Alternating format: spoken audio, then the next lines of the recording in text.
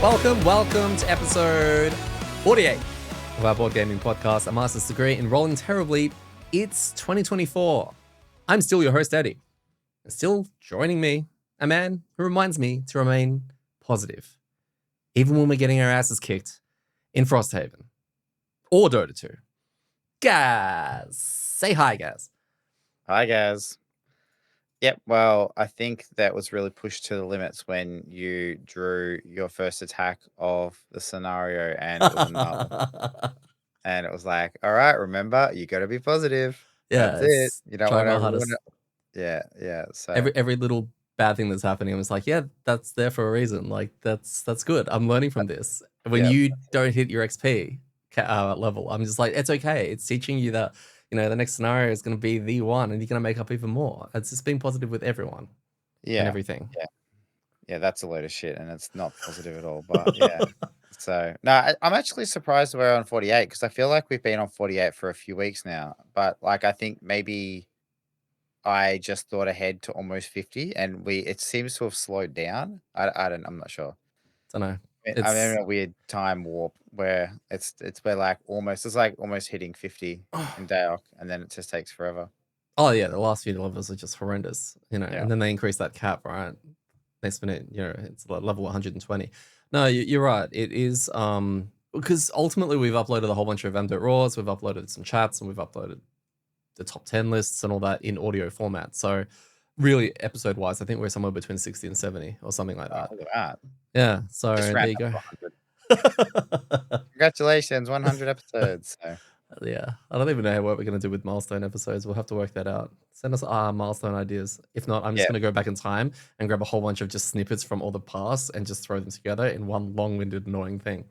Maybe that's the what we get for episode 50 is we don't have to record the podcast. So it's just you editing it together of previous things we've said. I want to say that would be lazy, but also a lot of work at the same time. It's lazy for me. Because I've already done the work in the 49 episodes previously. That's true. How do AI do? Can I get a ChatGPT to do this, or is that a I'm thing? sure AI can do it. Yeah, just ask Skynet. Yeah. Okay. On today's episode, we're going to be covering scenario 104, the ruins of Solstice, and scenario 127, derelict freighter. We're going to break them down. Yeah. Double header. It's a double header. Double header. Yeah. And because we haven't been writing that in our Discord, no one knows we did a double header. I know. We've been like super quiet on that. So, well, no one's asked. No one cares. No. We're going to break them down in amDirt style, the way we have been, and then we're going to have a little bit of a chat about looming retirements. So, road event. We had a road event that involved us providing something that we've already provided, therefore didn't have what we needed, and moved on. Yeah, it was super disappointing. Like, this is the feel bad side of the feel good side, right? Like a couple of times we've had the item we've needed to, and it feels really cool because you did this thing forever ago and then you had it. And this one felt bad because we didn't. It's weird because we did have it though for a previous retirement, which for a road event, which is a good thing because it shows that there's not just one road event tied to something. And if you, based on the decks of how big the road event and the outpost event decks are, not to mention the winter and summer, there's a higher chance of you pulling something that's going to make use of it. It just sucks when you've pulled the second one. And you miss out. Yeah. And now we're like, well, what if that was the better outcome? Yeah, that's it. What if that was like unlock all the characters instantly? That's right. Unlock the next Haven game or something. Gain 4 XP. Ooh, no. Speaking of which, right, not to give away anything in this road event, but avid listeners of the podcast would remember last week, I finished the scenario 3 XP off, and I had a little bit of a rant about that, the reasons why, right? So we did this road event on the way to the next scenario, knowing we were going to get to probably play two scenarios because it was a big day, and we didn't have the item that we needed, which was such a disappointment. Although we did have the trait we needed, which allowed us to not have the item. So it was good, and then it was bad, and we felt bad. And then at the end, gained 3 XP. So I leveled up Like, Oh, literally, he'd walked out of Frosthaven. I could still see Frosthaven. It was just behind me. I'm like, guys, can we, like, I just forgot something. Can we just duck back in and grab it? Like, I'll be like 2 minutes, I swear. Nope. No, you need to go do an entire scenario. Yep. This it's is how much the game is trolling me. Like, you can't have those 3 XP going into Frosthaven, but you can have it as soon as you leave. Gaz, the road out of Frosthaven is one of those roads. It's like, I don't know, the Hume Highway or one of those ones where they split everything in 2 lanes one way, and then you have that massive bit of land in the middle, and then there's 2 lanes coming the other way. You can't go backwards. It's only Ah, outwards. okay. Yeah, it's only outwards. Yeah, that's right. So you got to keep driving for like 8 hours. That's right. Yeah. So the quickest way was to get to the scenario and then do a Yui and come back. Now you get it. Now I get it. You Yeah, should have got that XP before we left. yeah. Fuck you, Frosthaven. It is actually so funny. The gas experience. So, scenario 104, Ruins of the Solstice. Now, this was designed by Mark Schoen, who I learned, I believe, works for Man vs. Meeple, which is a YouTube channel that do a lot of YouTube content. I used to watch them a long time ago. I haven't in a while, but it's cool now that I'm paying a little bit more attention to some of the people that are designing some of these scenarios, because we're starting to give a bit of props to some of the design work that goes into some of the scenarios, and we've only been doing that because we've really been enjoying Phil's PQ. So yeah, that has been the catalyst to enjoying because I feel like in the past we were giving shit to some of the designers, but not really. No, we're just giving more praise. Well, it wasn't giving shit to them. It was just saying we didn't enjoy the scenario that they created. That's right? true.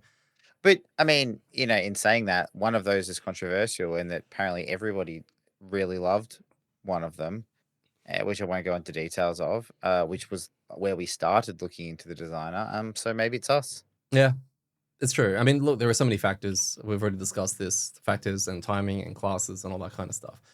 It couldn't just be a terrible scenario, right? Right? Maybe they had the timing to make it good. Maybe it's normally terrible, but they all had the combination of characters and timing. That makes way more sense. Yeah, it does. Because our analytics couldn't be wrong. No, are we out of touch? No, it's the children that are wrong, right? That's right. Yeah. So, many months ago, during one of our escapades, we came across a rainbow key. As we inspect the key, suddenly the outline of a door with a glowy keyhole slowly comes into focus. It just appears, right? We take a sneaky look through the magical keyhole only to discover that behind the door is a room that looks exactly like the one we were standing in. But the weather is different. It's warmer and there are flowers and sunlight pouring through the clouds. It's like Disney. We attempt to use the key in the keyhole, but the illusion shits itself and the key falls to the ground and visible cracks begin to show in the key. And we think to ourselves, this is a very normal occurrence, and proceed to carefully safeguard the key until we can find someone who knows more about it and its secrets. Ooh. So fast forward to Monday, where 4 adventurers are deciding where to go next, and the Banosphere, upon calling out which scenario we should do next, consults the magical scenario flowchart of Wonder. And he calls out a random scenario numbers towards the shackles so they can cross-reference which ones have imps in it. The Banosphere calls out, what about 104, Ruins of Solstice? To which the shackles responded, what the hell is that? Oh, I found it. Ooh, there are forest imps in here, Mark. He explains to the trap. How did we get this scenario? No idea. Until Adeti read the section from the mystical section book, which explained that the key came from a random side scenario card, whilst he was making his notes for a certain podcast to cover this scenario, 104 Ruins of Solstice. So we show everyone in Frosthaven the cracked key until we stumble across a locksmith. The game does mention he's an ordinary locksmith. And just a regular, just like a normie. Yeah, he's just a regular, like one of the corner shop guys around the corner that overprice and they make all that noises. Oh, that have the little stalls in the little kiosks. Yeah. Okay, cool. All right, no worries. Yep. Because they're still going, by the way. Yeah, and they cut you the colored keys. You can get like green and blue. Yeah, all the different ones. Yep. Okay. 100% one of those. Yeah. And he tells us, for some reason, that he knows a super secret, whispery thing, that there's a cult that was known to experiment with forging keys. Can you think of anything more badass than a cult that does that? It's like a bikie gang that just specializes in cutting keys. They're gonna go around and they're gonna take over all those little stalls. They're gonna that's gonna be their racket. Yeah, and they're gonna be like, oh, we're gonna put a premium on green keys, and then only really cool people and rich people are gonna have. Yeah. And all this happened in real life, by the way, in the book. This is all a true story. So they fled to the far north to not get disturbed during their locksmithing, shenanigans, and they check out a mural to learn how to use the key. This is what the locksmith's telling us. Check out this mural. It is assumed that we head to the mural, but the story just starts talking about the mural like it's right next to the locksmith. So we just notice that it's right there. And it's painted on this massive rock wall. Symbols displaying signs of winter and spring are etched into either side of it. And where they meet, there's a door. And as we get closer, shit begins to glow, and the key gets a boner, and then the door opens. So that was really helpful for me because I had no idea. It's fascinating when you go back in time to have a look at why we're here. So it was like one of those EV car key things that you don't need to push the button. You just have to walk close to your car and it opens. Yeah. Yes. Okay. All right. Cool. That It's makes just sense. you can't, if you use it manually, it shits itself. So that's why Yeah, well, we had the It issues we doesn't work had. if you're in Frosthaven. Like if you park your car in the city and you're at home and you push the button, nothing happens. You got to No, walk next to your car. 1,000,000%. We just didn't know where we parked our car. No, no, definitely. So, scenario goal for scenario 104. The scenario is complete when one gold treasure tile has been looted. At the end of that round, we read a thing. Easy. All right. Yeah, Special done. rules. Done. Special rules. The map is fairly symmetrical from a tile point of view and split down the middle are A tokens. So they're mostly used as a reminder that this is the middle of the room. On one side, the weather is spring, and on the other side, it's winter. The middle hexes that are within are neither. All figures in spring consider the earth element to always be strong, while all figures in winter consider ice to always be strong. And at the end of each round, each earth demon or forest imp that has made it to the other side in winter will take 1 damage, and any frost demon or Savas ice storm in spring, vice versa, will suffer 1 damage. So, pretty cool. The challenge cards that we had for this were Toxic Termination. The first time any enemy dies each round, each character adjacent gains poison. Only really affects Phil, really. Yeah. And then Warm Up. While any character's hit point value is equal to or greater than half their maximum hit point value rounded down, that character gains disadvantage on all their attacks. I like this. This was cool. This was annoyingly cool. Yeah, that one was fun because it did the kind of thing that battle goals I think are supposed to do, right? Like it made you not play suboptimally, but have to make decisions. So like getting booked was good to a point, right? Like, all right, I'll get booked. Oh no, that's way too much. I don't want that much damage, right? I don't want to be almost dead. I just want to be just below half. And it came into play multiple times. Even to the point where remember when I think I healed Phil and then gave him regen. He's like, I don't want regen. Nah. Like, so yeah, it was that was a fun one. It was weird. We kept checking though. It was funny every time we lost health or whatever. Before we drew our attack, we're like, how much health are we on? Let's have a look at the screen. And it was like, oh yes, I get to pull like not disadvantage or anything like that. And yeah, it was just a weird thing to get our heads wrapped around. Our pet we brought was our brand new lightning eel by the name of Wart. And the lightning eel ability is that when someone activates it, everyone can take 2 damage and retrieve a card out of their discard pile into their hand, which is great. It's level 1 groups. or level X. Yes, that's right. Before we get clarifications that we cheated. Correct. No. And that was awesome.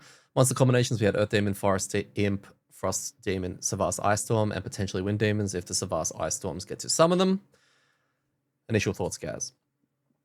Yeah, I mean, like it was a simple room. I didn't know how much that was going to impact it. Go loot 1 tile sounds way too easy, so I assumed there was going to be some kind of trick to it.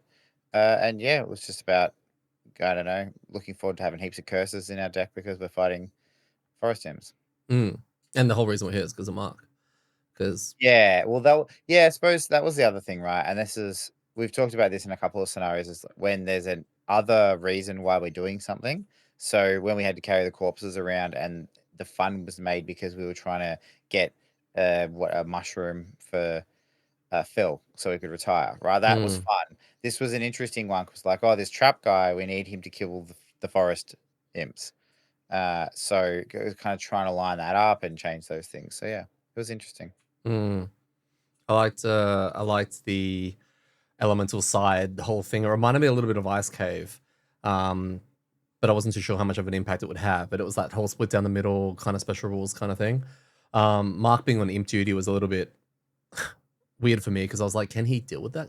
Are we waiting for him to bring one down, or is he going to be default two, like attack twoing everything? And it'd be weird if there was only like imps left in the area that we were fighting, and we had to just stand there and do nothing while waiting for him to slowly pick them off one by one, which was a slight Yeah, concern. I feel like 4 levels ago, that's 100% what would happen. His ability to do damage all the time, regardless of kind of flying and stuff, is just fine now. Like, he can set traps off and throw things and do damage, and it's fine. But definitely was a long period of time where it seemed the only way he could do any damage was, like, drop traps and then pull things through them or push things through them, and obviously it doesn't work on flying. So, yeah, it's probably a good thing we've waited until now to do this one. Mm. And the only other thing I had to say from the, I guess, start was that this is the second scenario now. Ice Cave, funnily enough, was the other one where we first get to revisit the Savas Ice Storms. We haven't actually seen a lot of them. And to be honest with you, I don't remember anything they did. The only ability I remember they had was to summon wind demons. Yeah. And that was it. Yep. So learning these special rules, I think I want to point out that I think Phil booked his battle goal immediately and had to re-choose something else. I think it was something along the lines of because the challenge, if your health gets below half, you get advantage. Sorry, you don't get disadvantage anymore. And he picked one that was like never go below half or something like that. Yeah. We hadn't started yet, so we were just about to start, and then because I think the challenge got read, and it was like when you go below half, then you gain disadvantage. And then we reread it a couple of times, and it's like, no. If you're at or above full half life, then you have disadvantage. And he's like, "Oh, my battle goals never go below half." It's like, so were you planning on having disadvantage the whole time? So yeah, he repicked, which was funny. It's just funny to hear him announce it so early. Yeah. Before we've even started. The very beginning, we had 2 Earth Demons and 2 Frost Demons. It was a real nothing room. It was just run of the mill. Like do some damage, open the door.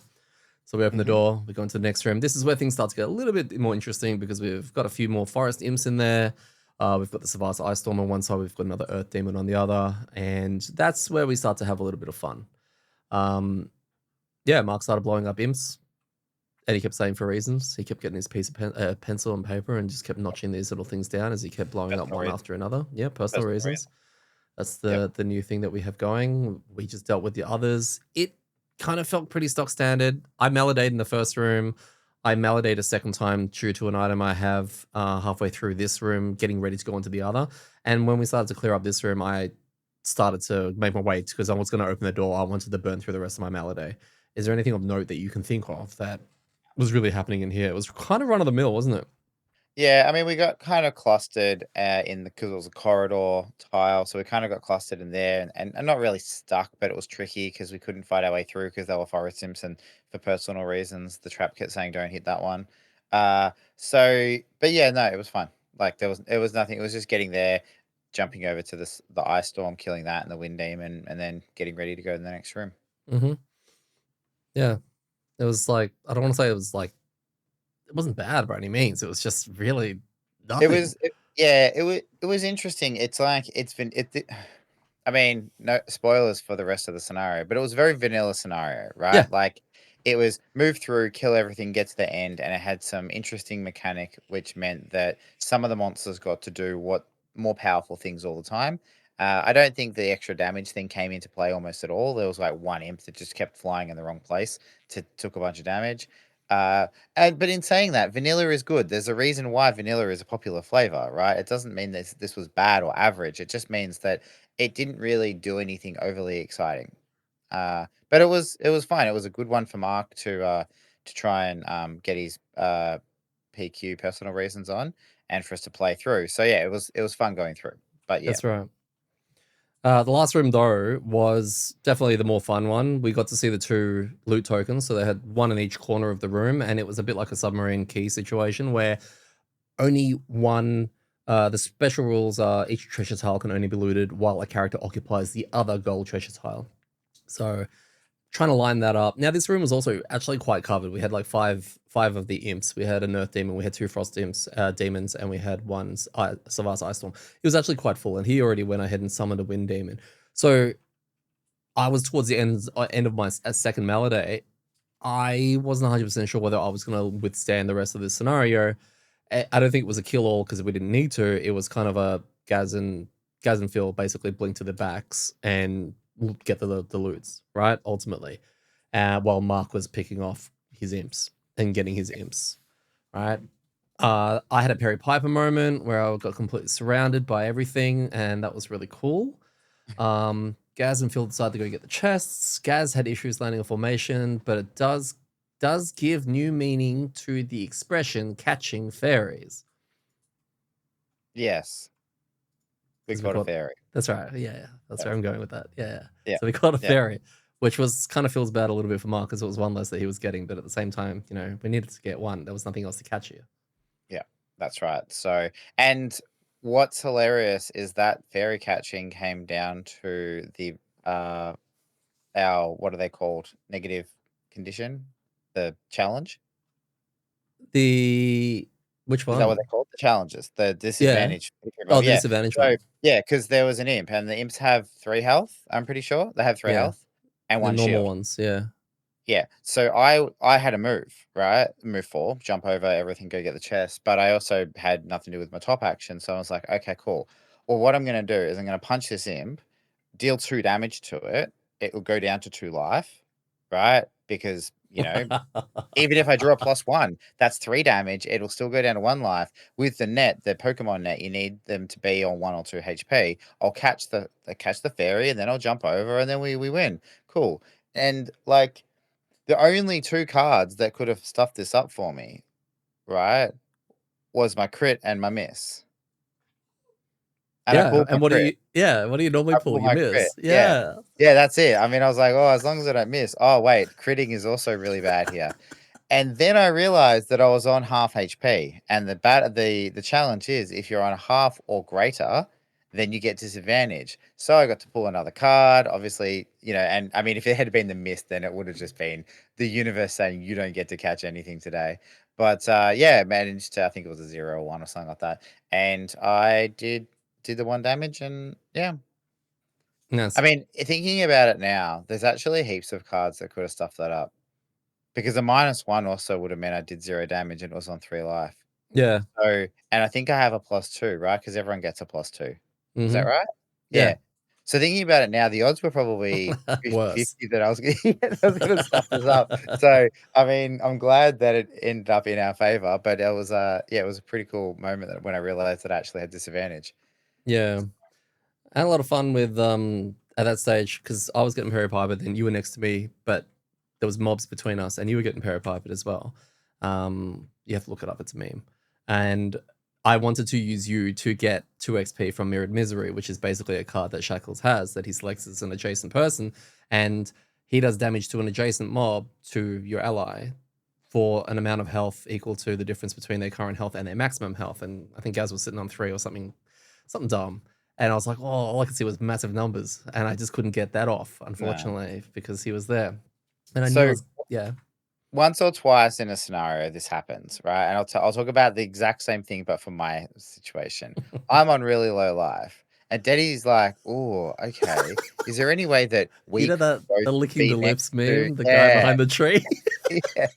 Is there any way that somehow we could both be next to each other and also next to a monster that's on really high health so that I could use this card? And it's like working it out just seems to be really tricky every single time. I'm like, sure, I'm on low life and I'm next to a monster. Can we?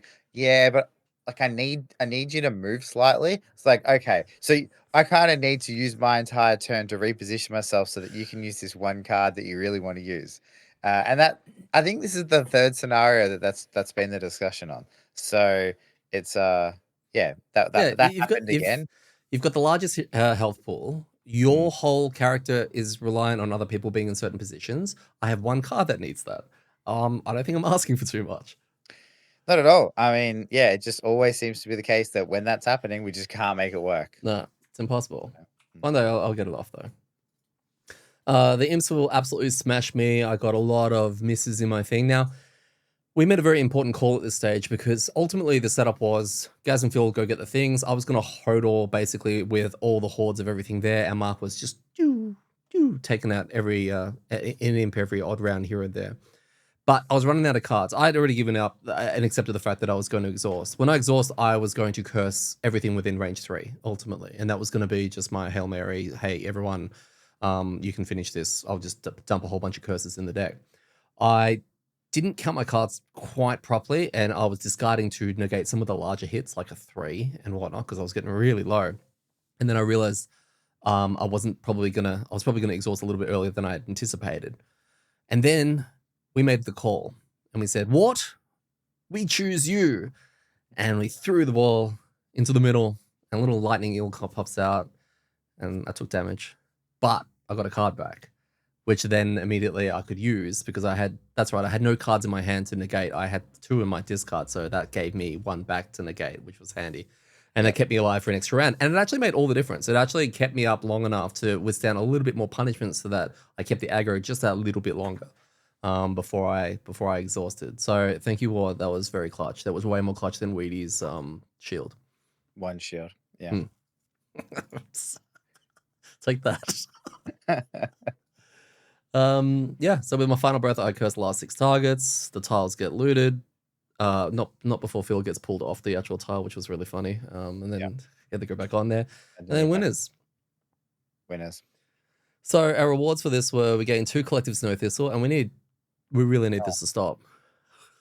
Like we need to draw that one where the addict wants the snow thistle, right? And hopefully he's like, oh my paying. God, yes. Because we have so much of that. We thought that was going to be really hard to find, so we planted in the garden, and now apparently it's like, I don't know, like floppy dicks all over again. That's right. You asked me this during that night. Is there any way we can dig it up and plant something else? Yeah. Can we just replace, like, let's just harvest the garden? So it doesn't say in the book you can't do that. Yeah, well, I haven't read the rules. So dwarf. Can we please replace our snow thistle? Yeah, so on that note, this is obviously post-production Daddy here. I did go back and just apply all the stickers to our board, and I was looking at the garden and I was making sure it was up to the right level and all that kind of stuff. And I was like, oh damn, these plots. Oh no. We talked about this on the episode. Is there a chance that we can dig these up? And let me just have a quick look. So I checked the rules sticker in the rule book. And funnily enough, once the garden has been built, the party may spend any 1 herb resource during the building operations step to affix a matching sticker to any plot. The garden starts with only 1 plot, but more plots become available at higher levels. Each plot can only have 1 sticker at a time, but any sticker can be covered by another sticker later. Let's just not tell Gaz this. I will tell him in our session. But yeah, this maybe would be the reason why we have so much snow thistle. We apparently could overdo it. Yeah. It's interesting. Anytime that we ask a question, even sometimes when we don't ask a question, where we discuss rules on the podcast, in the Discord, somewhere between a day to 2, like within 48 hours, at least one person, if not dwarf, will reply and go. And it's just like these posts. It's like, you can tell he's just listened to it. Yeah, he's just like, like these replies that are nobody's even discussing anything, and it just kind of, here you go, here's the answer. So it's always really good because then you can kind of recap and go, oh, okay, cool, that's what we did wrong, that's what we did right. So it's a helpful little like summary a couple of days after. Does it mean that we're getting lazy because we can just rely on record night to then ask our questions instead of looking them up? No, it's using your resources. Like, it's like looking things up on Google isn't being lazy. It's, Very true. being resourceful and efficient. It's way more efficient to not have to do anything and ask Dwarf to do it all for us. Yeah. No, very true. The other day, he was playing Frosthaven. I don't know who gave him, like, a leave to do that. We had a question. We did. And he sounded almost annoyed. Yeah, he's like, I was playing Frosthaven. And we're like, okay, well, hang on. No one said you could play. You got to write the rules and then wait for us to ask questions. That's it.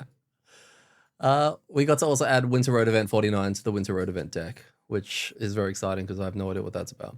Yeah, cool. Yeah. What were your thoughts on scenario 104?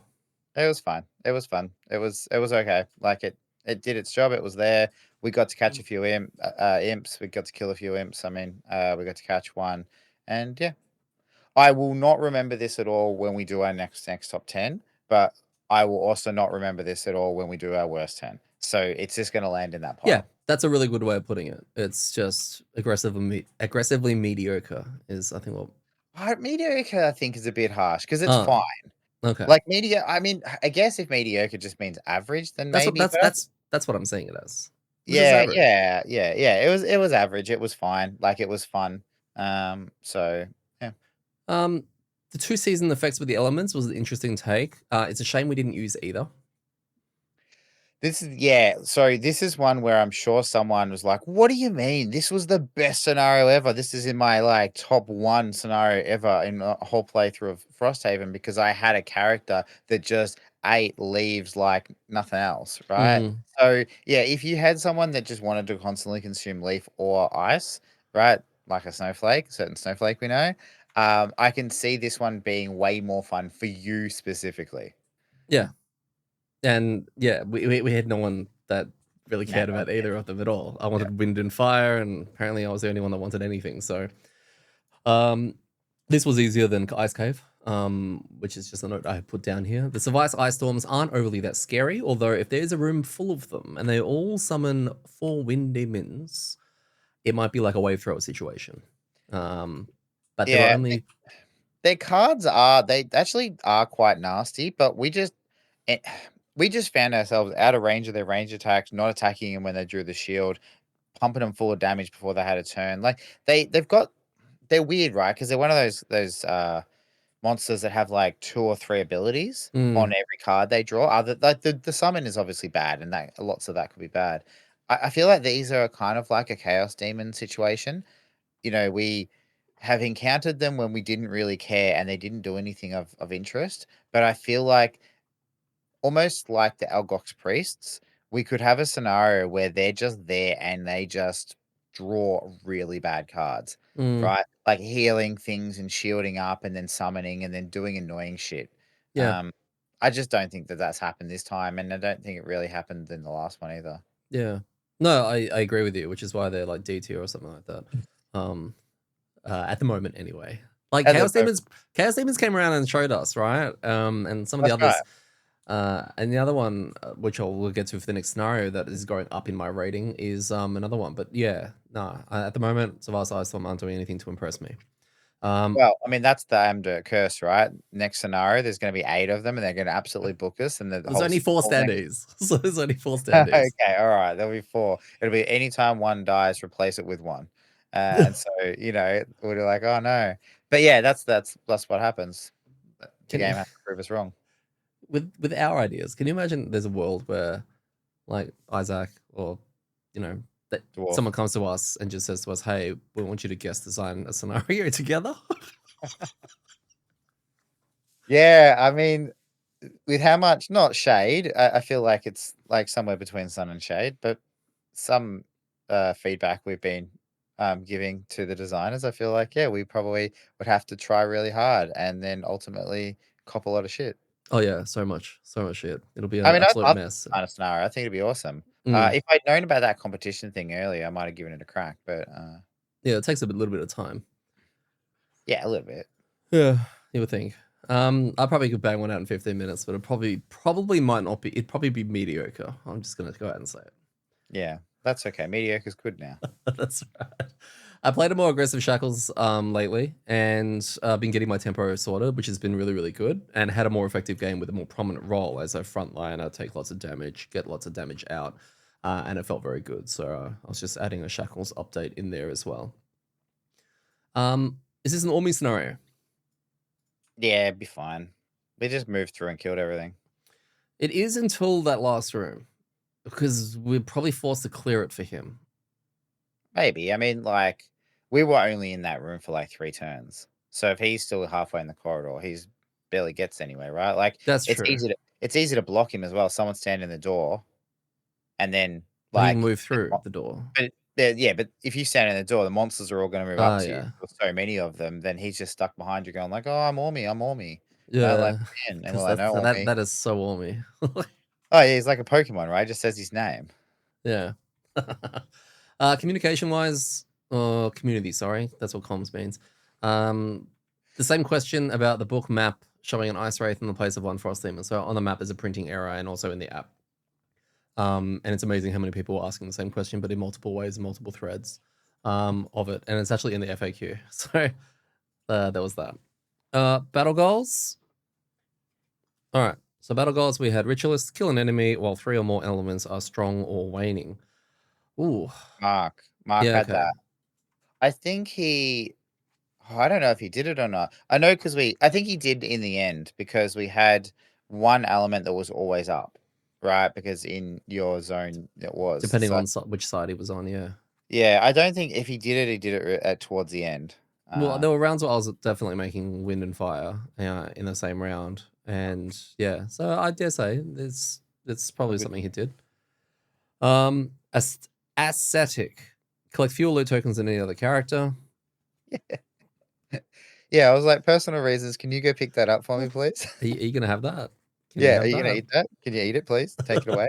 There was even a point where I needed to. There was like a space cleared, and I needed to jump in there and do a bunch of attacks and stuff like that. And Mark was the one that cleared the space.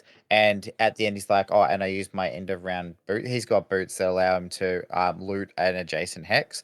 And he's like, "Oh, I'm gonna use my." And I was like, "Are you gonna take that one?" He's like, yeah. I was like, "Yeah." He's like, "Oh, that's for personal reasons." Like. I just resigned to not doing it because it was a good move, or they're making everyone try to loot more. But then when he was like, "I'm gonna take that," I was like, "This is perfect." Like enabling my battle goals. You were way too keen. Yep. Ravager. Perform 2 actions with lost icons in the same turn. I think that was done by a certain Blink Blade. Mm-hmm. And finally, for the 4th or 5th time, I can't remember, Tormentor. Apply a different negative condition to an enemy that already has 1 or more negative conditions. We have kept this in circulation for a while. I keep picking it. Mark picked it once. We can't get it.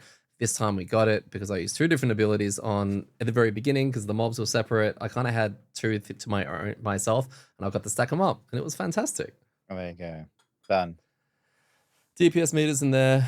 Gaz with 12 damage on his banner spear. Huge. Is that like the second highest you've done, or? Oh, this guy.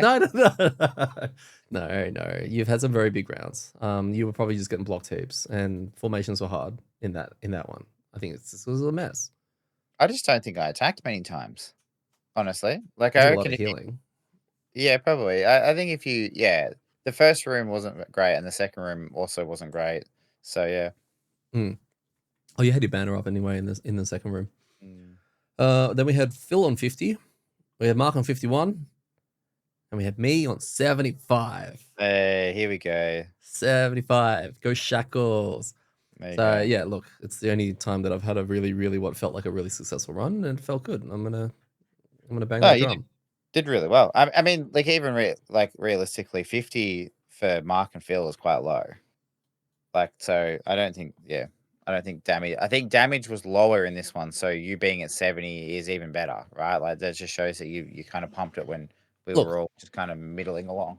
Also, you guys were going to get the loot things. I was staying there, unleashing whatever I could at while staying alive. So there was a chance for a little extra damage. Damage taken. Mark took 9. You took 22. Phil took 23. I took 41. And then healing. Mark healed for 2. I think it might have been a rest. Phil healed for 12. I healed for 24. You healed for 34. That was scenario 104. Funny for the healing, right? How much did you heal for? 24. And how much of that do you think was on yourself? All of it. I don't heal anyone else. No, that's it, right? That's what's really interesting. Is that, and so my healing is usually on everyone else, other than my potion that I heal myself for. Yeah. It's usually all thrown out to everyone else. Yeah, so I have a level 1 card that heals someone else, but my hand is just so tight I can't. It's like heal myself and heal someone else, but it's a top as well, and it's kind of like ugh. Yeah, don't know. Yeah, nah, in the bin. Yeah. So Outpost phase, we had a section event. It was the lurker quests coming back up again, which was really cool. It continues. So we had a meeting with the Sun in Shallows. All right, the lurker. The corruption, the fight that they lost, the horde of lurkers under the corruption of the crown, and Pinter wants to go all nuclear on them. Decided not to go down that path, though. We'll think of something else, and in doing so, we opened up scenario 49. This also says we do not resolve an outpost event this week. That's right. Which was cool. Bit weird. speaking of weird, our next session event was an alarm rings out. It's an attack. We head to the noise and find an unknown ship with tattered sails. Roaring from the ship, we spot ice wraiths swelling around the mast as the ship pulsates with demonic energy. And then we spot them. Black tar-covered crates. And then the words say, you must play this scenario next. Which is awesome. Like, so cool.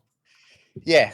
Like, I just want to talk a little bit about this because I Yeah. don't know, for some reason, this quest line I've really got on board with. I don't know why. It started as from an outpost event, and I won't go into the details because I don't want to give away That's right. the things to do. But it basically made a decision that caused us to have more events put into the calendar, and then more events put into the calendar as this thing goes along. And it just has felt really cool. And one of the things that, again, I was wondering how they were going to do it because when you were reading the piece out or we were listening to it, it was so like urgent, right? Like this thing's happening now. And then was it going to be at your leisure? Like, go level up. Ship has come into harbor. It's got baddies on it, right? Oh no, what are we going to do? It's like we got to go in there and deal with it. But you can probably finish your quests if you'd like, and maybe level up. Right. So there, it was really cool that it was like a forced link in Frosthaven after you did your like outpost. Like you have to go there, and that's a really clever way of making you go do this event. Yeah. So it's been cool. Yeah, but in the meantime, please hold because we're gonna go level up and do some stuff while that's all happening. So did you level up? Did you get enough XP for that one? You mean the 3 XP I got on the way to the scenario last? So you did level up. I did, correct. Yeah. Okay. Cool. That's awesome. While the boat's happening on that, we still had to house our new ferry. All right. Yeah. Put it on a shelf. I feel like it's like we're like Link right now with Navi. Yeah, we've got a ferry in a bottle. That's right. New pet. We have a fairy imp. No, sorry, it's a forest imp. I'm gonna start calling it a fairy, but it looks like a fairy. We spun the wheel and we caught. That we caught. I'm messing all of this up. Oh yeah, that's right. Yeah. The name of our forest imp is Stu. Yeah. So, congratulations, Stu. Welcome to the Pokemon family. Yeah, it's such a fun one to say as well. Is. Like it's like, oh, Stu. Do we Stu? Yeah. Do you guys want to Stu? Do we Stu now? Yeah. Do we Stu later? Yeah. Well, what does it do? Have we ever talked about that? In initiative order, everyone can heal for 3. That's right. Yeah, that's right. Yeah, so it kept coming up. It's like, okay, so hey, should we Stu? Yeah. It's like, yeah, it's become. Yeah, I love it. It's good. And as per the pet rules, the amDirt pet rules, the new pet always comes out on the next mission. Yes, that's true. So we wave goodbye to Wart and we put him in bed with Weedy. Okay. Like they're pets. But hang on, but no. But like that's the thing. Again, without too many spoilers, maybe we will be taking a second pet along with us because we've got a bigger Pokemon belt. Didn't we build at the end of the next one? Yeah, next time. Oh yeah. Oh, you mean for this one? We had okay. Sorry, yes, we did. We had to put Wart away and bring Stu. Yeah, that's right. And then later we can bring 2 in the future for some reasons, personal reasons. Pretend you didn't hear that. Okay, that's fine. Yeah. So yeah, we basically head out to scenario 127. Road event. We didn't have one. It was in Frosthaven. Yeah, that's right. That's why I didn't remember it. That's why I also didn't remember it, and I had to double check why we didn't have one. So scenario 127, the derelict freighter. This was designed by Nikki Valens and written by Crystal Mazur. Now, quickly, Nikki Valens. I'm familiar with their work as one of the first major games that I got into many years ago was Eldritch Horror, right? By Fantasy Flight Games, who Nikki worked on at the time, obviously. Nikki also designed Mansion of the Madness 2nd Edition, Arkham Horror 3rd Edition, Legacy of Dragonhole, and while looking all this up, actually co-designed the new Gloomhaven Buttons and Bugs, which is actually really cool. That's cool. Being such a big fan of Mansions of Madness, Arkham Horror, Eldritch Horror, and Calvin and I actually played through Legacy of Dragonhole, I was actually marking out when I saw that they designed this scenario. So it was really cool. Gaz, You've already done what I'm about to ask, so I have to fix that. The scenario goal for 127. The scenario is complete when at least C crates, and that's a C crates have been looted and all characters have escaped. At the end of So, that round, read a thing. So character like ocean crates. crates, right? Yeah. Ocean Yeah. crates, What do you like mean? from the sea. No, like the Like letter boat. C. C meaning characters. When we loot the same number of crates as characters that Like sea, like count that sea, exist. right? Stop it. Stop distracting me. Special rules. Each crate can only be looted via loot abilities. This is important, but not end of turn looting. You can discard a bottom action to loot an adjacent crate. You can hold any number of crates. You will receive more rewards at the end of the scenario for looting more crates. You can spend 2 movement points to move between the stairs, between levels. You actually can't teleport. And all starting hexes are escape hexes. Our challenge card going into this was called Heightened Reflexes. Decrease all enemy initiative values by 10, which was very interesting because we had to keep adjusting that manually. And it was kind of like the minute you see all of us at the front, were we really at the front? Yep. Yeah, it was because we couldn't put it into X Haven, or if we didn't know how to. It meant that there was sometimes a whole bunch of feel bads because they all draw and you see where they come out and you're like, yes, I'm before them. Oh wait, we haven't adjusted them. Oh no, I'm not before them. Like, Yeah. yeah, it wasn't just there. It was kind of had that element of like, oh, you thought you were going first, but no, you're not.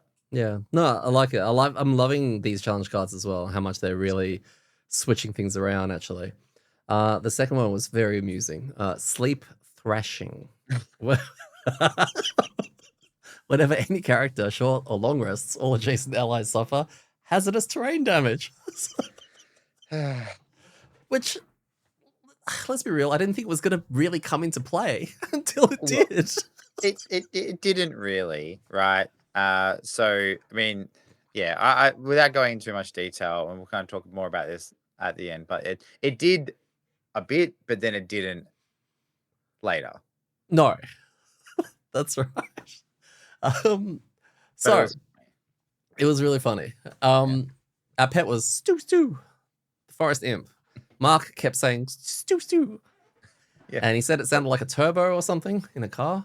Yeah, that's right, because he's a car guy. That's right. He goes really fast and sideways in cars. He does. Monster combinations, we had ancient artillery, we had frozen corpses, and we had ice wraiths. Initial thoughts. Guess. I was really excited about this one for some bizarre reason. I've been really excited about this quest chain, even though we haven't done any scenarios. This is the first one, isn't it? Yeah. It's just been a whole bunch of events of like, oh, something bad's gonna happen, and then it does.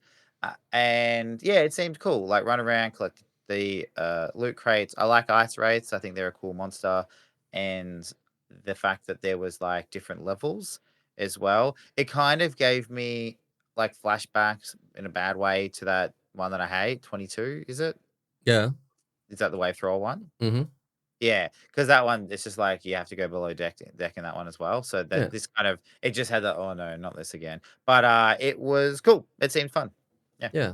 A heist, right? It was kind of like a heist. It reminded me of that. Although the last time I said this, we repeated it 3 times. So the initiative thing, potentially annoying. And then the maximum chesting actually confused me a little bit because it was like, you want the more chests you get, the crates you get, the more rewards you get. And we could see 1, right? We could see 1 on the main thing. It's like, oh, well, we have to go for maximum, right? It's like My Private Empire. We have to clear all 5 levels. We can't just do a dodgy drop. People are expecting us to clear to get as much as we can. And I'll explain a little bit of that later. But yeah, it threw me out. So we actually had a situation where we kind of went off and tried to make a plan. It was something like Phil and Gaz were probably going to stay up on top a little bit and then head downstairs to investigate the rest of the ship, while Mark and I were going to stay up the top and blow things up. Mark and I have the lowest hand limits.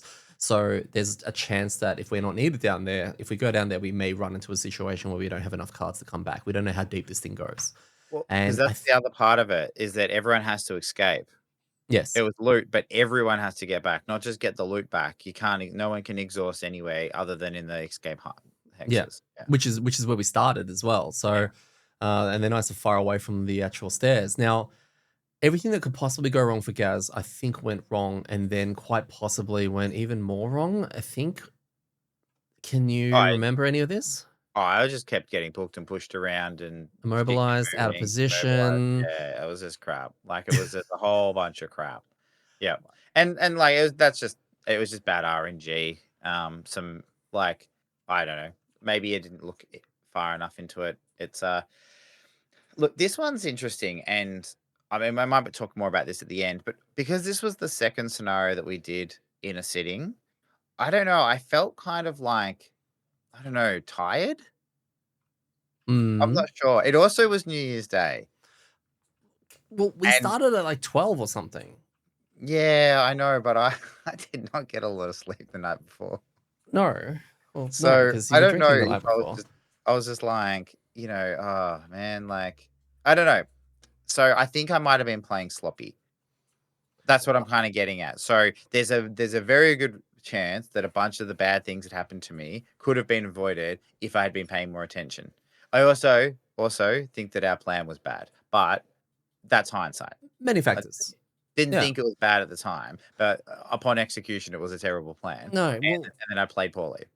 and I said I was going to disarm one of the ice rays at the beginning and then disarm myself, but then I have a brand new card that lets me attack while I'm disarmed, and I was going to hit something else with that, and I flipped a null on the very first turn, which is what Gaz alluded to at the beginning, and I had to stay positive about the whole thing while I watched Gaz get brought a little bit for Phil to then step next to Gaz to get targeted by the AoE of, I think, the cannon, which then resulted in whoever was adjacent to the target was also going to take more damage. Like the positioning of just where everything was going. There was another bit where I said to Mark, look, I've got my infection purge or whatever it's called, where I do damage to myself and do damage to 2 other targets, and I was deciding on the targets, and I like to communicate this. I'm gonna do this one. Does anyone want that one dead? And Mark was like, no, I got this one. I'm like, cool, I'll get that one. Mark didn't have that one. He then proceeded to tell me he effed up and was like, sorry, Daddy, I thought I had that one. I didn't have that one. And I was like, yeah, cool. So that one's going to live a little longer. It was a comedy of errors. Then Yeah, there was a and then round. Oh, yeah, go for it. so, go. I was just going to say, then there was a round later on with the 3 of us. It was getting pretty dodgy, where the 3 of us decided to rest at the same time while in a triangle formation with Well, the yeah. sleep thrashing off. Yeah. So, I mean, spoilers. Our plan was to run to the end of the boat, get the things, and run out. We took a massive amount of damage on the way through. Phil went down and then opened up the second hole, like, level, and went like, oh wow, there's another one. There's another level. Went down there. Ashley did a really good job of like snatching it and getting up. But by that stage, then took a absolute beating on the way back up. We all ended up next to each other. We all rested, and we went, we need to restart. Like, we just basically was like, can we do this? Do we have enough cards? We all need to rest. Okay, we're basically all taking 6 damage this turn because we were all sitting next to each other. Yeah. So, yeah, it was a mess. It was a comedy of errors, one could say. Yeah. So new plan, work together to take out the top floor before we head down. And we did. Much better, much healthier. We actually stuck together. Phil actually, I've never seen him move so quickly. He blinked to the back of the ship in no time and just started working on that crate and the ancient artillery. We started to slowly, break things down. Before we head down, we decided to, and I've got to do this bit. Before we head down, we decided to heal up, and we all yell, Stu, we choose you. And the forest imp appears out of the Pokeball and lands a fat heal 3 to the party. It was brilliant. Topped us all up before we got to head down. And then we head down to the second room. Now I go down first, and then Mark comes in, and then Gaz comes in, and we do some bit of disarming and a bit of attacking, and all that kind of stuff. And then what felt like in the blink of an eye, a blink blade kind of went like that. Phil somehow went between floors in like 2 turns or whatever, from the top floor to the bottom floor and back up again with everything. I don't know how he did it, but he did it. It was when we were fighting on the second floor, and he went down to the bottom one to go get the thing, and then he did like a move 14 or something like that. I think he was playing 2 cards. Yeah. Sorry, 3 cards, Yeah. and he must have gone fast and then had extra movement because he just goes on his turn. He's like, "Oh, I got move 14." So it was like 1, 2, 3, and he's like zipped straight past everybody. So it's like, yeah, the flash. It was really cool. Yeah. We stayed down there. He managed to get the chest and the crate, which was really, really cool, and booked it backed up. We got the remaining chests. Once we had control of the situation, it was fine. Right? The special rules didn't really factor in. The initiative, we kind of got used to a little bit. We weren't surprised by it, and we no longer punched each other in our sleep. Yeah. which is really important. And then we collected the rest of the crates and started working our way back up. Now, Gaz and Deddy played a really fun game called See How Much XP We Can Get Back on the way back, dragging the scenario out for another 15, 20 minutes. I wasn't that long, maybe. Well, we were doing it. They were watching. So That's true. we don't know. But once we realized, do we have enough cards to make it back on time? Okay, cool. I moved to and use this top persistent ability for 2 XP. What do you do, Kaz? Can you just stay there for a second so I can just heal you so I can get this? Yep. Yeah, no worries. And we would just slowly, bit by bit, making our way back to the entrance of the ship. Yep. Like playing 2 cards and short resting to get one of them back so I could get more XP. Exactly. Like you were in complete control of getting all this XP. So it was a good thing you did all that because, then you can't complain when you didn't level up. 100% can always complain and will. But yeah, it was fun. There was a little bit of hoarding XP at the end, which we don't usually do. But I think we just had a couple of classes that didn't rely on hitting things. Because normally that's the limitation. Monsters are dead. So you go, oh, well, all these cards, I can't burn them because it's an attack. We just happened to have a bunch of cards. I dropped like all my summons. I was like, you have a banner and you have a banner. That's right. Like, everything was out. So yeah. And then we won. We went back. We escaped. It was great. A dude shows up and he suggests we burn the ship. He was all like, I don't know, the smoker man from X-Files or something. He was all mysterious and dodgy. And we all shrug, and that was it. Done. So yeah, that was cool. It was fun. The rewards for it were if we got all 4 crates, we got 10 collective gold. Really, at this stage of the game, getting 10 collective gold feels like a slap. I don't know. It's like $2.50. Not going to segue into the conversation, but this is exactly what I'm talking about when it comes to enchants. Okay. Yeah, 10 gold between everybody is nothing. I mean, we had individual loot to collect on the way. Okay. We got 2 collective lumber, which I guess is good. We had a tri-corner hat. Yes. We got a tri-corner hat. Can't remember what it does. Yeah, but that's right, pirate hat. And I think I kept this as I was hatless. And we gained 1 prosperity. Thoughts on the scenario? It would have been way cooler if he'd given us 6 XP. Were you 6 off? Yeah. Oh. We'll talk about that later. Look, again, I really liked it. The second playthrough when we took our time. If this had been the only scenario we played for the night, I think I would have had a way better time. I think I was tired again, and it was a long day. So that was all kind of factoring in. So I think it was a really cool designed one. And again, it just fit the theme of what we've been trying to do through like kind of this. Again, it's not a quest chain because we haven't done any other scenarios. It's kind of almost been just like an event chain. Yeah. And yeah, I think it was good. I think it's interesting because I think the going between boats levels actually worked quite well. Like I thought it was going to be really clunky, and I seem to remember the one in 22 being like working differently, the way that you move between them. And maybe I'm wrong about that. I'm misremembering, but I just remember that feeling way worse. Whereas in this one, it just seemed to work really well. I don't know why. So, but it's cool because there was 3 levels, and yeah, I don't know. I just liked it. Well, we only went between 2 different levels, I guess, which is, I mean, similar to the other one. But the other one was also chock-a-block full of guys. I don't know, at the entrance, whereas we had a little bit more space to move. So, yeah, that's the only thing I can think of regarding that. I really enjoyed this. It looked like what I liked about this is it looks like you can approach this scenario from different angles in a way, and it wasn't super strict with the rules. It was quite light with the rules. The strictness came mostly from either the terrain and also the looting rules for the crates. That was it. The no spawning, no summoning, no spawning, all that kind of stuff. So none of that shenanigans. It kind of felt like here's everything, go do it. And it was probably the second time anyway, because Phil went down there. We knew we were probably going to lose. Oh, well, we weren't too sure, but Phil went down there anyway to investigate. He went right through the second floor and into the third. We then, for the next run through, already know what's down there. So we can sort of maybe plan a little bit better. So that probably felt good too. The escape kicker upped the tension because we couldn't just unload during the scenario. Escape ones always make me nervous because I plan to kind of burn quickly. So I was worried about miscounting cards while downstairs in order to get back up. So it always adds a little layer of tension. Yeah, well, that's always the one when you have to escape. You don't want to be the one that books it for everyone else because you discarded too many cards or you burnt a card to do a cool move and get on the meters and get some XP, and you realize that like, oh, maybe I shouldn't have burnt those 3 cards. Now we're gonna lose because I did that. So, yeah, it does add that extra bit of tension. Yeah. I really enjoyed the monster combination as well. We've seen a lot of ice rates lately. I'm rating them a little bit higher than we had previously. Um, that invis shit that they pull at the worst time though is always very sneaky. Yeah, they just I think with the right support around them, they can be really, really bad, right? Because one of them has retaliate, which you don't want to hit them.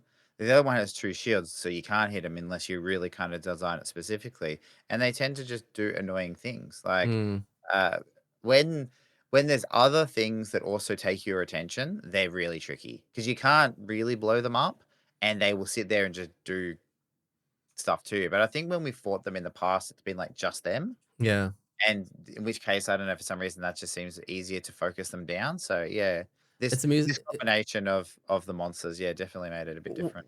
It's kind of like stat wise, they're like identical anyway because their health is exactly the same from normal to thingy.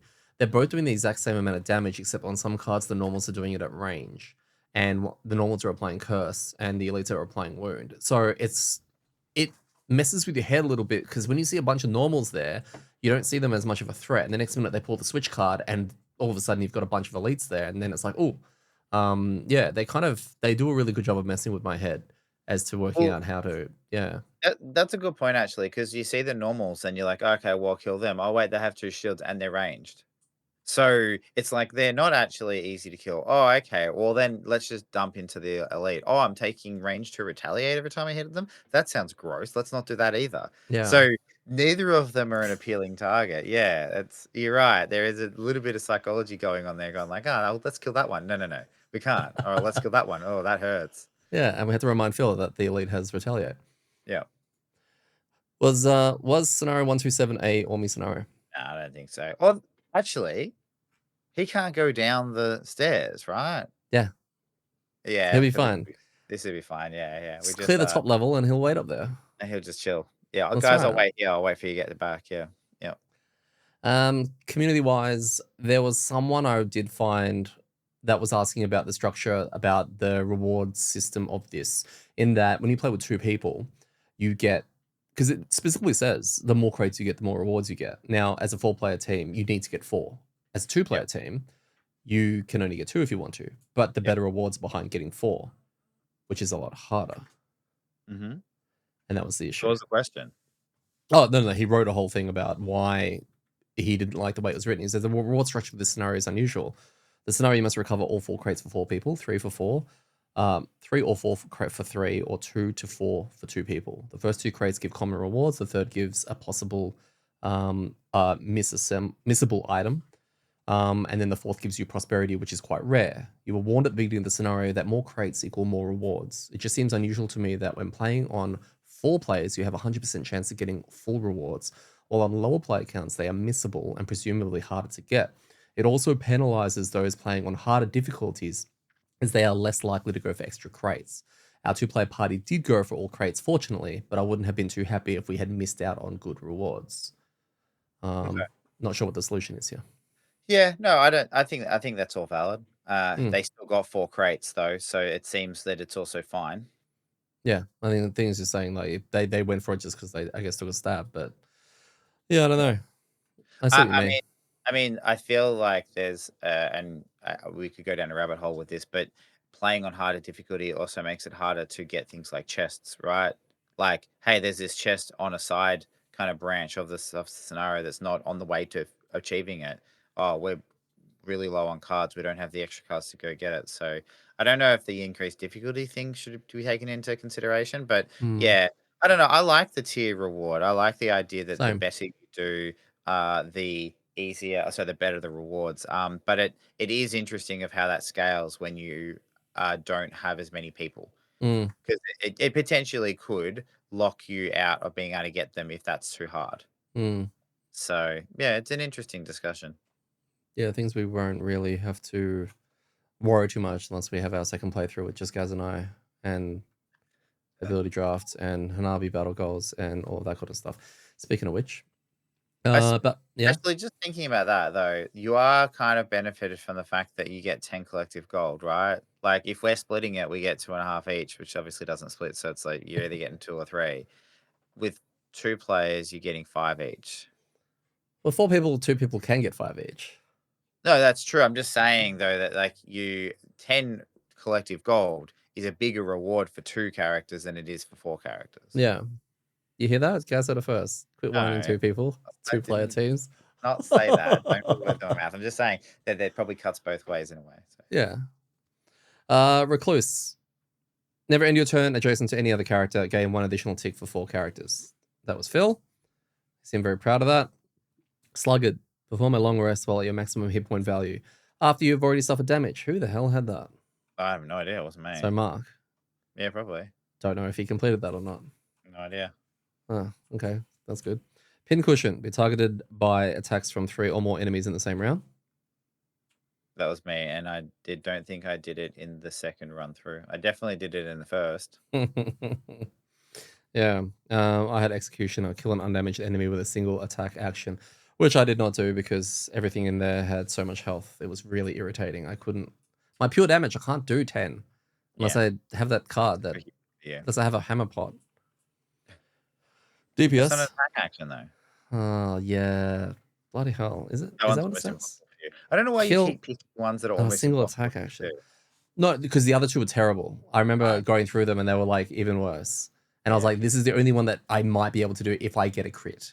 Yeah. That was the only reason. DPS, nice and quick. Gaz had 31. Phil had 35. Hey, you got blink player damage right there, mate. Yeah, no, look at that. I had 46 and Mark had 47. Damage taken. Phil took 10. Mark took 11. And then you and I took 29 each. Oh, wow. Okay. Yeah, nice work. And the healing, Mark healed for 2, presumably a long rest. Phil healed for 8. I healed for 32, and Gaz healed for 38. All right, let's. Interesting from the last 2 damage meters. Mark has 1 damage by 1 damage. So he's been the highest DPS by 1. He pipped Phil in the first one and you in this one. Yeah. But so you guys have to try slightly harder. What do you mean? I beat him in the first one.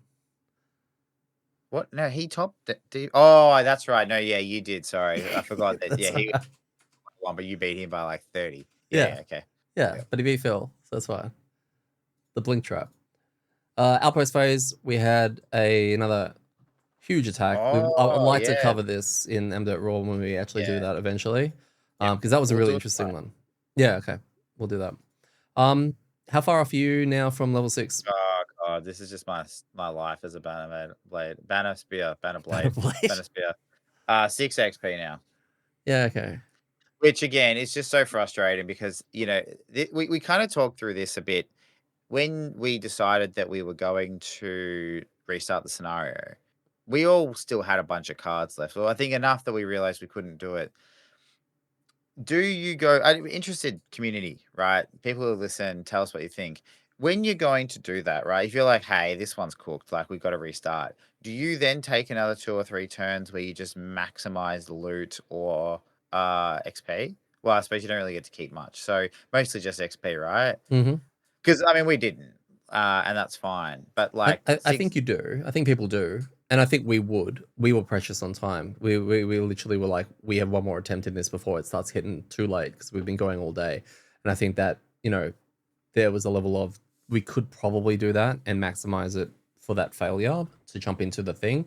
But I think we were already kind of fine as to whether or not we were going to be able to complete it at the end of the session. Yeah, it's kind of one of the only kind of bad things I don't like about the Gloomhaven Frosthaven way that XP works is that, I mean, we did both sides. We didn't scum it in the retry and just get as much XP as we could. And then at the end of the one we were going to complete, we did. Right. So, I mean, it all's fair, it probably balances out and that's fine. But it just seems like that's just not a fun thing. That's why I almost never do that with the XP or the loot or the, hey, there's one mob left. Let's everybody. We used to do it all the time in Gloomhaven Digital. Like, Mm. there's one mob left. Okay, cool. We'll just don't hit it. We're fine. All we've got to do is kill it, and then we win. Go around and collect all the loot, and you take another 10 turns, right? And it's just playing this game of like this puzzle game of pick up loot. And I don't know. It's probably just something you can't fix or change. It's just probably one of the things I like the least, and I don't like doing it. Provided everyone's on the same page, I guess it's fine. If you have a split kind of thing, then it becomes awkward. But I mean, what are they going to do? Take away the XP for failures? But then they can't do that unless they give you like an average. They do a level equation similar to how they actually do this scenario difficulty, and they come up with an equation to say, oh, you attempted at this level. Here is a fat, well, a standard amount of failure XP that everyone can get. I mean, that's the only way I can think of. Because if they remove it, people who are bashing their heads against scenarios and unable to complete it aren't going to grow. Which was, I think, one of the reasons why it's there in the first place is why you're keeping it. Yeah.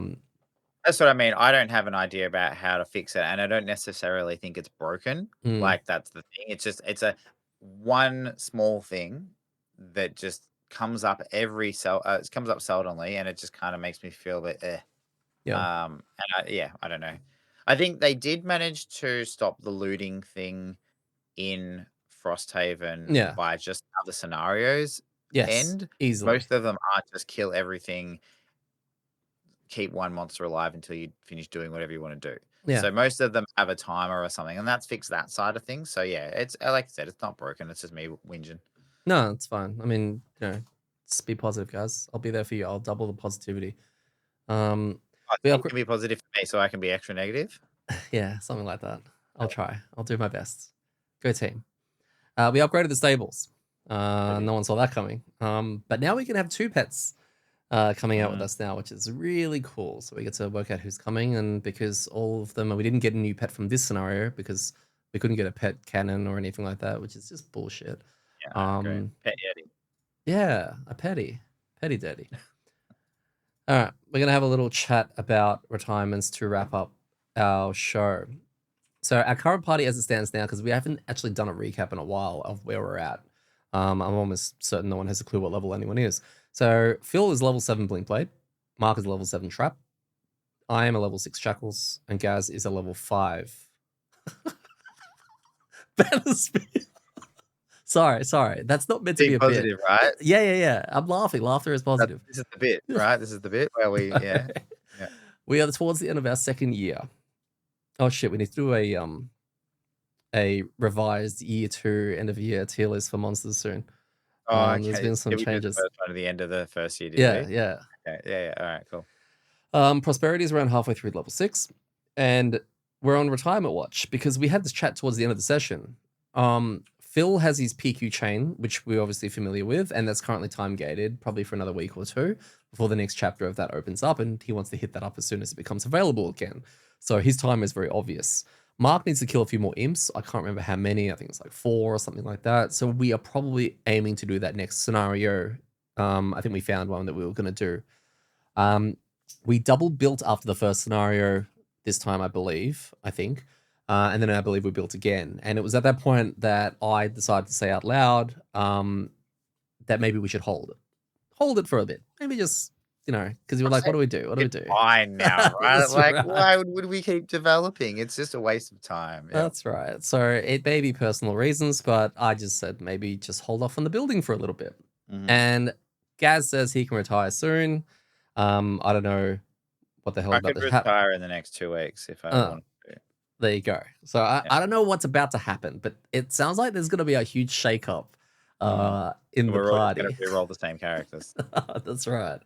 So we know that Mark is rolling Fist. That's a given. We're excited for him to have that character and excited to see what the character is all about. I'm very much looking forward to doing another unboxing with you and him. Where we get to go through that when that eventually happens. I've asked Gaz to rank the starting classes, the starters that we have access to, and order them from least desirable to play/play again to the most. So we're talking about just the 6 starters at the moment. I've done the same. I've also asked our good mate Phil to do the same. Oh, look out. Yes. So, how do you want to do this? Starting with the least desirable class you don't want to play.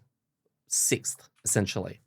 Even if for some reason that was all that was left and we decided to start an 11-player campaign or whatever, you were not playing this class. It's the sixth least. 100% you are not playing this next at all. What is the... Batmosphere. Wow. Because I'm playing it right now. Okay.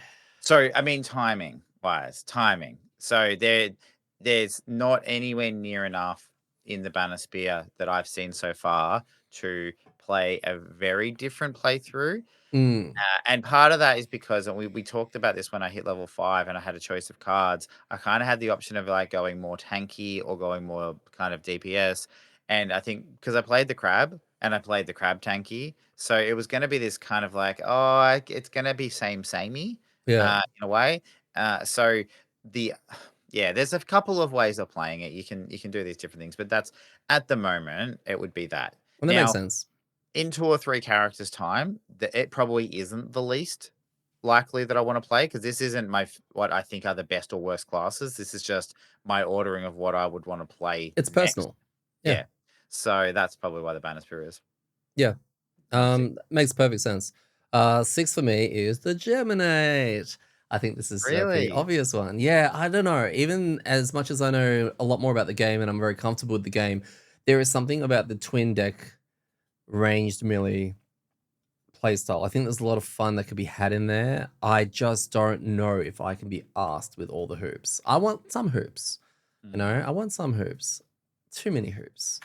I just don't think I will enjoy it, unfortunately.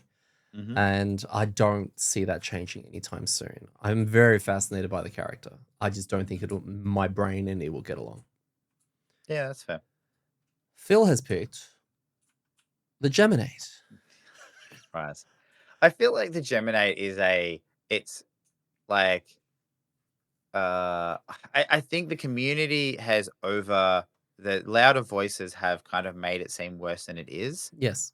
Because I don't think that it's anywhere near as bad or as hard as people have been screaming out. And the other part, if it wasn't a starter, I don't think it would cop this, honestly. And this isn't me trying to defend it. It's just trying to look at it I experienced it from level 1, and level 1 to 4 is rough. Like, it's really rough. If you unlock this, say we unlocked it next, right? You'd be starting at level 3, 4 even, I think. No, 3. 3, yeah. So you're starting at 3, and at 3, you're already only, again, a level or so away from the pieces coming together. Yeah. So I feel like there's probably it probably cops a bit from being, like, available at level 1. I agree with you. I totally agree with you. There's definitely a bias there. I just think that it's just my head around the two, holding the two different decks and making sure, watching you swap your mini in and out and all of that. It just seems like busy work. It's just more remembering how you played it and then trying to put myself in those shoes. It's just, I know some of the abilities would be really fun to get off, but yeah, I don't know. I mean, compared to the other 5, it just makes it easy. Let's just go like that. Totally. Phil's reason is Geminate is yuck. Cool. Yeah, I've got about Phil's reasons. I love these. Yeah, this is good. What is your 5th least? Or what's next? It's tricky. Probably the Blink Blade. Oh, wow. Okay. It just doesn't appeal to me, and it's not the play style. I think it's like rogue characters, massive right click. It's just never been characters that I like. I think it seems interesting from a puzzle perspective, and I can see why it's high complexity. So I feel like this is where this is interesting. I feel like I would have fun playing it, but if I'm picking one, I'm not picking that. That's fair. Yeah, I see what you mean. You don't have the rogue mentality. Remember that we talked about that a few episodes ago. Yeah, I don't come with a built-in damage meter. Like I'm more interested about supporting people and doing the objective, and like that character does not have any of those abilities. So, my 5th least desirable to play next is the Drifter, and it's probably more so because I've played it already, and I played the more fun version of it. Now I know that there are people out there saying, ranged Drifter might be a fun thing. It might be. I just don't really have any desirable desire to go through that and do that again. I've been there, done that, and yeah, I kind of wanted the cider hoop, and he has no hoop, so I wanted some hoop. That's fair. That's fair. And look, anyone who's looking for a ranged drifter guide, I believe Dwarf is publishing one very soon. So just keep an Yes. eye out for that. It's gonna be amazing. It's going. What are is like Oprah's best list or something like that? Is that a thing? Yeah, something cars. Phil's list. He had the Banosphere here. Mhm. His reasoning was needs others to cooperate. Yeah, look, one of the things that we've noticed with Phil is that he's sometimes really bad at explaining what he's going to do. Because what happens is he says what he's going to do and then it changes and he doesn't say anything. And then he either does a different thing or is like, no, no, no, I'm not doing that anymore. And then it's tricky. So I can imagine him being in that mindset of trying to know what we're doing is just like, nah, there's just no way. So It's been very different lists apart from the Gemini thing. Yeah. What's next? What's fourth? so this is where this is tricky. I think I'm forgetting one. What have We're we got forgetting left? one. Bone Shaper, Deathwalker, Drifter. You haven't Gemini. said Drifter, and you haven't Yeah. said. Probably the next on that list would be the Drifter. Okay, makes sense. I think it would be interesting, and I would be interested in playing it, but I think I'd just get not bored pretty quickly. But this would be one that I think I could start at level 3 or 4. I could play for 2 or 3 levels, and then I could be like, I can retire. It's fine. Like, Yeah. Like, I don't think that because I've seen the cards as well. Like, I've seen how it plays, so I wouldn't be like, "Oh, I wonder what I'm gonna get at these next levels." It would be cool to work it out and do some cool stuff, and I think I remember you absolutely slapping with it, so I think that would be fun as well. It'd just be one of those ones that I'm like, yeah, I can see it being fun for a few levels, and then I just don't want to do this anymore." Yeah. Okay. I had Blink Blade next. I thought I was gonna like it after seeing Phil play it. It's very him. I don't know. The fast slow thing is interesting. I don't like the many little hits. I'm not a fan of that. And that's probably it, really. I'm not a fan of hurting myself. Now, that's coming from the shackles. Yeah, I don't know. There's just something about it that is not as appealing as, the three ahead of it at the moment anyway. But it's not as bad as Drifter and Gemini. So that's why it's fourth, right? Phil had Deathwalker in the fourth place. And his main reasons is he's played it. And shadows are a pain to get going. Yeah. Because you have to talk to other people. Oh, kind of. It's just, that's where the meme of doing nothing for the first couple of rounds. I think he got sick of that. Yeah, okay. So he doesn't want to go back there. No. All right. What's What third? have I got left? I got Gemini, Bone Shaper, or the Death Guy. Deathwalker. I'm gonna say the next one I'd like to play least or more is the Deathwalker. Okay. Yeah. I mean, fair. we're in like the top half of this stuff. So now it's a bit more positive now. Yeah. It's like, I'm looking forward to playing that one. Yeah. I think it sounds interesting. I mean, actually, no, you know what? No, I'll say Geminate here Oh, because wow. I forgot that Gemini you haven't picked yet. Okay. yeah, I'm actually after you talking about it, I'm like, no, I'll play it again. Oh, Like, wow. so yeah. So I'll put Gemini here just because I have played it. But I definitely would like to play that. And maybe even once we starting at characters at like level 5, I might pick it back up. Yeah. Yeah, okay. No, I like that. I put Banosphere here. After talking to you about your experiences with the Banosphere just then, I kind of want to move it down a little bit. Why? I don't know, but it's like they can go the damage path, which is the hard one to coordinate with teammates one, or the tanky one. And I was like, do I really want to do that? I don't know.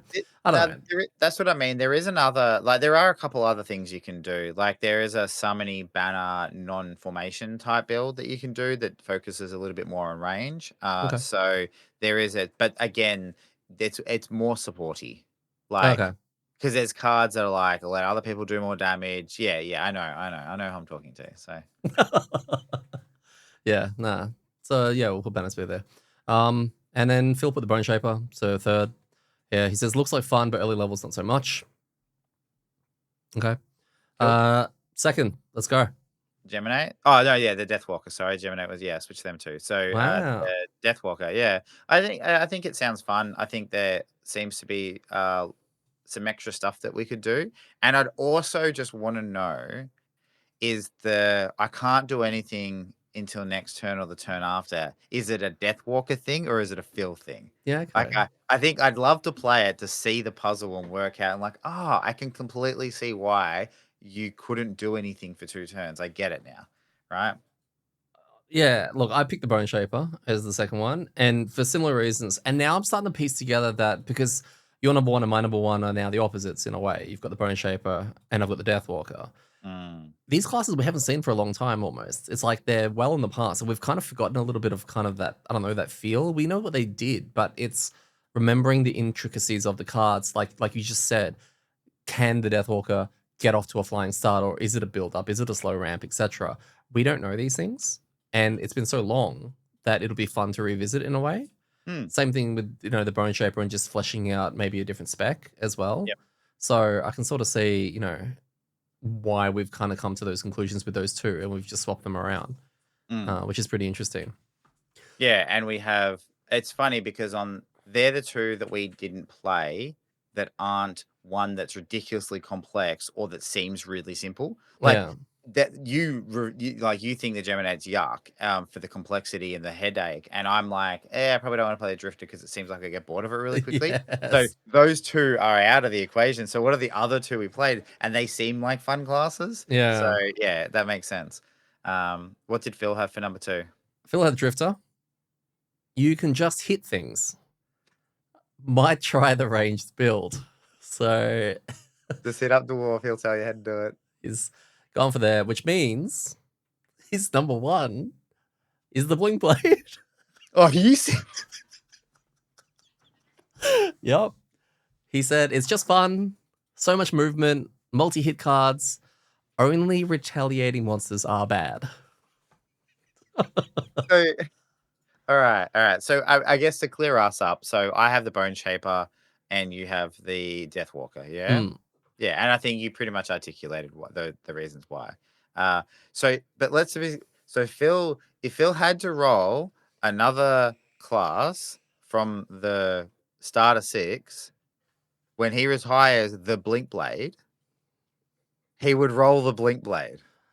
Not necessarily. If we had to pick starters, there may be an unlock that, like No, a no, I know. snowflake or something. Oh Yeah, yeah, as in, yeah, we've unlocked one that we played. I don't think he yes, wants to play the let's speculate here, right? Because it's fun. I don't think he's playing the Meteor again.